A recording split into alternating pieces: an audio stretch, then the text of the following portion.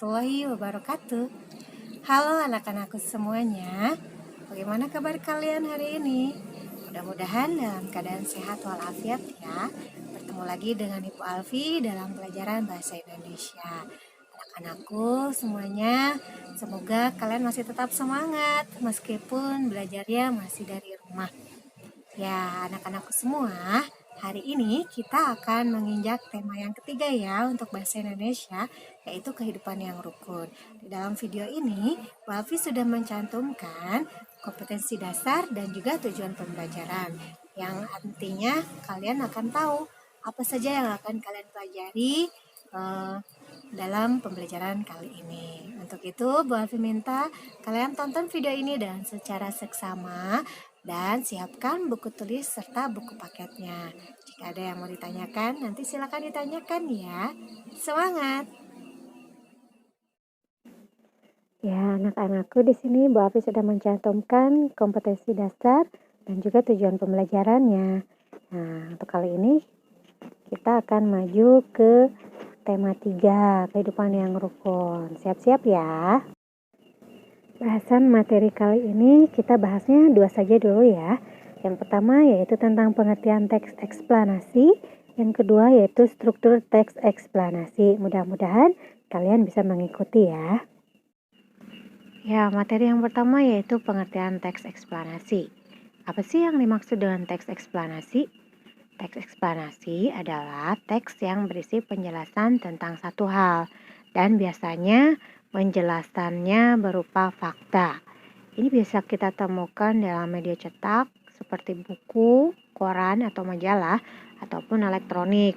Nah, kalian yang suka berlangganan majalah Bobo, itu kalian bisa temukan ya teks eksplanasi. Kita lihat contoh teks eksplanasinya. Ini adalah contoh teks eksplanasi. Tadi kan sudah dijelaskan. Kalau teks eksplanasi itu teks yang berisi penjelasan tentang satu hal. Nah, apabila teksnya berisi proses terjadinya suatu peristiwa, biasanya akan dipaparkan atau dijelaskan secara mendetail dengan tahapan-tahapannya. Sama seperti yang dalam teks ini, yaitu proses terjadinya hujan. Tahapan-tahapannya bisa ada ya secara detail. Nah, bisa kalian lihat ada di paragraf yang kedua. Itu ada kalimat hujan dapat terjadi setelah melalui beberapa tahapan. Nah, itu artinya teks ini termasuk ke dalam teks eksplanasi. Tapi selain ciri-ciri itu, kita juga bisa melihat kalau yang namanya teks eksplanasi itu biasanya akan diawali dengan pernyataan umum. Nah, ini nanti ada hubungannya dengan struktur teks eksplanasi ya. Oke, jadi perhatikan baik-baik ya. Tadi kita sudah menyinggung sedikit tentang struktur teks eksplanasi ya.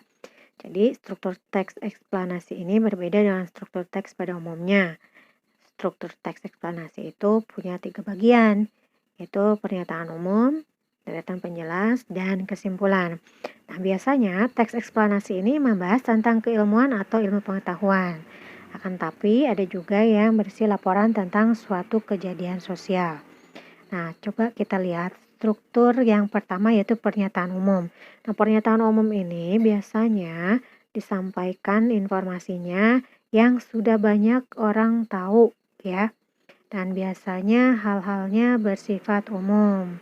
Jadi, semua orang rata-rata sudah tahu apa informasinya. Kemudian, bagian kedua yaitu deretan penjelas. Nah, kalau dalam deretan penjelas ini, informasinya merupakan informasi tambahan atau pendukung dari pernyataan yang tadi di awal, di paragraf kedua. Nah, biasanya deretan penjelas ini tidak hanya dalam satu paragraf saja ya, ada teks eksplanasi yang deretan penjelasnya ada 2 paragraf, ada juga kadang 3 paragraf, dan kemudian nanti diakhiri dengan kesimpulan. Nah, kalau untuk yang bagian kesimpulan ini biasanya berisi hasil akhir dari pernyataan umum dan deretan penjelas.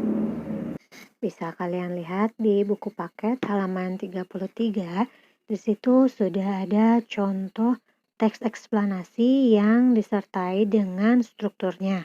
Coba dilihat ya, judulnya yaitu mudik. Nah, di paragraf yang pertama, kalimatnya berupa pernyataan-pernyataan umum. Jadi, masyarakat atau kita umumnya sudah tahu tentang apa sih mudik. Nah, kemudian di paragraf yang kedua ada pernyataan atau deretan penjelasnya. Jadi ini lebih menjelaskan informasi yang tadi sudah dikemukakan di awal ya. Kemudian di halaman 34 ya, maaf. Nah, itu ada deretan penjelas atau pernyataan penjelas yang kedua, yaitu di paragraf yang ini ya, mudik memiliki beberapa makna. Nah, kemudian di paragraf terakhir barulah diakhiri dengan kesimpulan. Coba kita perhatikan untuk teks proses terjadinya hujan. Di paragraf pertama ini ada kalimat air merupakan sumber daya alam yang sangat penting. Nah, informasi ini semua orang juga sudah tahu ya, berarti masuknya ke pernyataan umum. Kemudian di paragraf yang kedua dijelaskan tahapan-tahapannya, berarti masuk ke deretan penjelas dan diakhiri dengan kesimpulan. Oke, sampai sini mudah-mudahan paham ya. Ya, anak-anakku semuanya, kita udah sampai di akhir videonya, yaitu di sesi tugas. Tugasnya yaitu cari 2 buah contoh teks eksplanasi. Boleh kalian cari di majalah, koran, ataupun di internet ya. Terus tentukan struktur bagiannya. Seperti yang tadi sudah dicontohkan, yang mana pernyataan umum, yang mana deretan penjelasnya. Kemudian upload ya di GCR. Untuk tugasnya, kalian bisa tuliskan di buku catatan atau buku binder kalian. Jangan lupa difotokan. Kemudian pastikan tugas di GCR-nya diklik tanda selesai. Jadi nanti statusnya diserahkan. Mungkin itu saja yang bisa Bu Alfi sampaikan. Sampai bertemu di pertemuan berikutnya. Assalamualaikum warahmatullahi wabarakatuh.